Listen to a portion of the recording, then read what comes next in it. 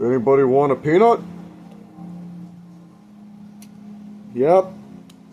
Those were some infamous words that Andre the Giant has said in one particular film that not only did I absolutely adore, but Cary Elwes himself said he had a very interesting experience working with Andre the Giant on this said movie. Now, Rob Reiner, the guy, has made some marvelous gems, and this to me is my personal favorite one that not only he has directed, but also it is one of those films to where when I saw as at a very, very young age, as a very pipsqueak of a child, I was drawn to the whole world of, again, fantasy, adventure, fencing, revenge, true love, stuff like that. I mean, my whole mind couldn't even comprehend to the concept of true love until like how many years later. But Andre Giant was in the film, Cary Elwes, the man with the six fingers, and much more going on. The next movie that I ended up watching for my little marathon is none other than The Princess Bride.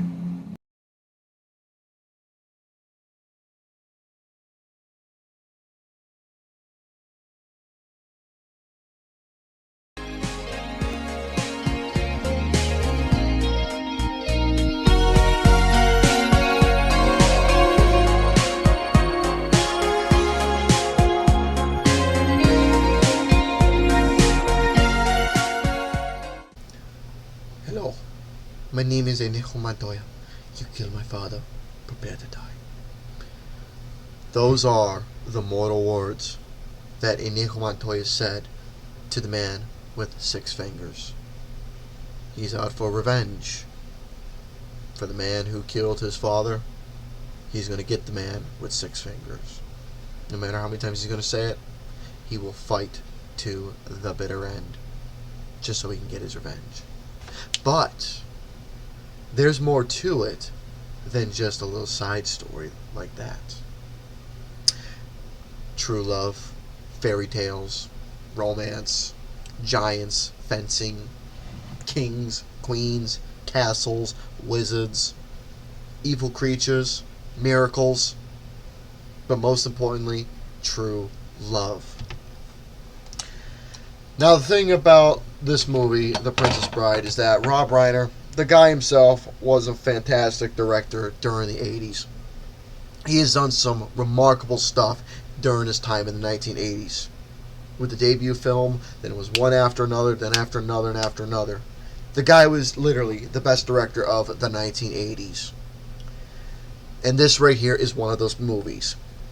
Now, The Princess Bride, you can either look at this movie and see, oh, it's a really unique book coming to life, or you can probably read a novel out there like this, or read the novel itself, or just look at this movie and say to yourself, this right here is a novel brought to the screen that I just can't help but just smile, laugh, and have myself a fun time with. This movie is the definition of what a film should be about, with all the things that you would want in something that has fantasy and adventure in it. This is just a picture right here. Now, what is this movie? Well, farm boy Wesley, who was played by Cary Elwes, young and good looking, he falls in love with the enchanted Princess Buttercup.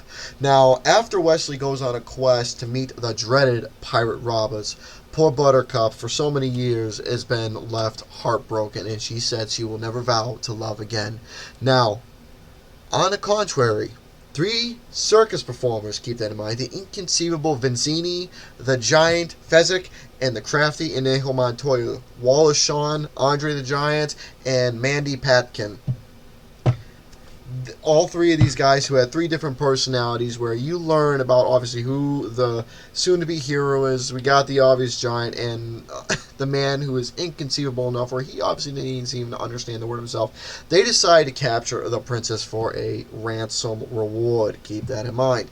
Now, once the dreaded Pirate Roberts goes on a quest to find the princess, Princess Buttercup and Wesley do reunite, and without the help of Vizzini, because he is such a crafty little man, and the battle of wits to see exactly which goblet has the poison, it is up to Fezzik and Inigo Montoya to be the new friends and allies of Wesley to go against Prince Humperdinck. Now, as for what Humperdinck, he is the one to marry Princess Buttercup. Now, Wesley and his two new allied friends have to stop the wedding from happening. Because the thing is that this movie taught me about what romance and true love is about. Now, obviously, I mentioned about the whole fantasy and adventure element. Now, I get the story has the older grandpa. He reads his younger grandson, obviously the Princess Bride book, because his grandson is sick. But the thing is that this is a story where while the narration was going on, you are really captivated to what goes on in this particular movie, because you want to know about the true love. You want to see them kiss. You want to see them embrace.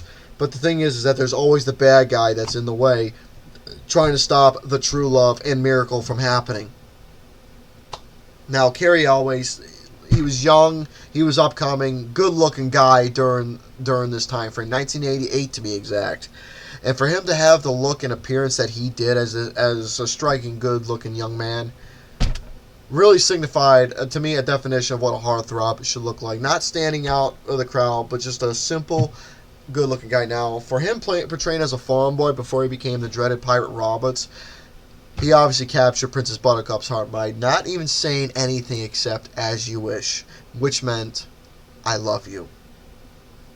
It wasn't saying in a sarcastic manner. It was saying in a most beautiful, romantic manner, "as you wish, I love you." Now that, to me, is beautiful.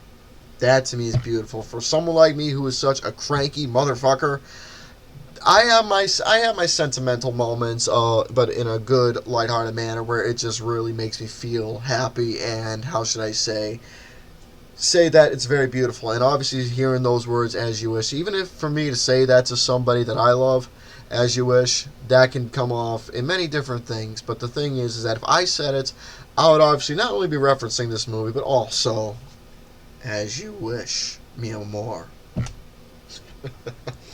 But the thing is that the three personalities, seeing Vinci, Fezzik, and Inigo Montoya, especially with how they all got along, it's like, now I wouldn't say Three Stooges, but all three of them are great. Andre the Giant, man, he just made me laugh throughout the entire fucking movie, especially with his dialogue that he had, where it was just so harmless and innocent. You couldn't help but laugh.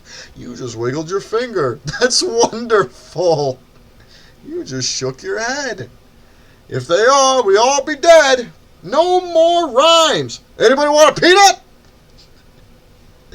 Man, this is one of those feel-good movies. It really is such a good fucking feel-good film.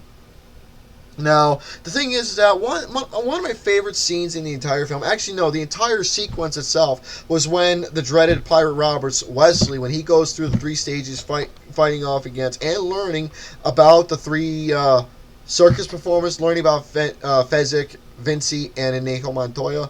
The fact that he learns about all three of these men, especially Montoya's story alone, and even being questioned about if he has an extra finger on his right hand, it really symbolizes the entire side story that goes on within this particular movie, and it's really fucking great. Obviously, the sword fighting that they had was incredible. The little hand-to-hand combat between Wesley and Andre was fun. And, of course, the infamous Battle of the Wits, and to capture the princess. Now, the thing is I liked about this is that it was testing Wesley's strength between his sword fighting abilities, which is his craftiness, and his stealth, his strength physically within his own appearance, and his mind. Those three tests really did showcase how much Wesley has improved over time when he was on the boat. And the thing is that you learn about who this dreaded Pirate Roberts is the fact that it's not even a real bad guy. It's just somebody who's portraying a gimmick, a particular character, and it's just being passed on from one generation to another. And I really like that. I really do like that side information that this movie does give. See, side things like that where you're just questioning or watching, stuff like that where it's pointed out and explained later on, just such small details, is great. Really, really great. Now, the entire film itself, where you got the bad guy, Prince Humperdinck, obviously playing as a shit can, sniveling ass that he is. The fact that he was being portrayed as a coward. Something simple like that, where you have a villain and a guy who you can say has fucking heat that you have with, where you don't want to see him win the princess. You want to see the fucking true love, the real fucking hero get his revenge against the fucking bad guy. Same thing with Inigo Montoya and the Five Finger Man. That whole entire scene, just the suspense for that was just great. And the fact that Montoya found the will to fight off against the Five Finger Man spoke a lot. Dignity. Man, this movie is just fucking great. Now, I really like how while the film itself was going throughout the entire story, where it's not necessarily, going on and on. You got the little breather in between where the film itself does rest for like a few minutes, so you can see the grandpa and the young boy talk to each other for a little bit, not only recapping the events of the story that's being told and unfolding, but also kind of summarizing the events as well, to not only where they can form their own hypothesis, but also form their own coherent thought of what's going to happen next as the story is being read and continue going on. Now, it was explained that The Princess Bride itself, the story has been read from generations to generations, and obviously reading one generation to the next, and showing the capabilities of what a book like this can have. Especially when you're reading it, and the fact that you're growing so much interest and investment in the story. Sure, it may sound all goo goo gaga, wishy washy at first when you're hearing it, but as the story progresses and you get more and more into the actual story itself, especially with what's being unfolded, you really do get investment where you question, like, will Wesley be okay? Will he get his revenge? Will he live? Will he die? Stuff like that is what was being asked, like, in between the films. So I really like the breather where some scenes were being milked a little bit of the story, but at the same time, as the story progressed, it goes right back into it. And then those answers and questions that was going on, it goes right in and it continues. And the beauty about this movie is that it is pure entertainment. Rob Reiner, to me, he did such a brilliant, phenomenal job bringing really well-crafted entertainment to a film like this, for a story like this, where you can take something wishy-washy in a fairy tale book and turn it into such an adventurous, revengeful, miracle fucking spells and creating potions to bring back from the dead and getting revenge and all that stuff that you read in fairy tale books like this. And especially given the fact that Rob Reiner, he was able to take the simple concept of true love and really turn it into, like I said, something that was entertainment, where you can see a nice, simple, down-to-earth couple become something as the film progressed. Man, I love this movie so much. I really do. And it says right here on the VHS tape, an instant classic, the good time movie of the year. And like I said, this film is a good time now. For me, watching this with your friends, watching this with your loved ones, family, girlfriend, boyfriend, partner, hooker, whomever. Just whomever you are around or whatever. Just grab somebody and just watch the film. Because for me personally, whether if I'm alone or if I'm watching with a couple, with the fellas or whomever, it is such a fun, great film that really does put a satisfying smile on your face. Now, the set itself was great. I love looking at castles in films like this. A really good set design. So, folks, my obviously rating for The Princess Bride is, as usual, and again, is a perfect 5-star for me. Like I said, it is my favorite Rob Reiner film. It is one of my favorite, like I said, one of my favorites as a kid, and this one in general, it's phenomenal. So Rob Reiner gave us a piece of fucking art right here. Well, folks, that's going to do it for my little talk on The Princess Bride for you all. I adore this movie so goddamn much. And as always, see you all for more shit to come. And, again, if I can find my little fucking clicker here. Oh, here we go. Oh, I just dropped it on the fucking floor. And, as usual, as you wish.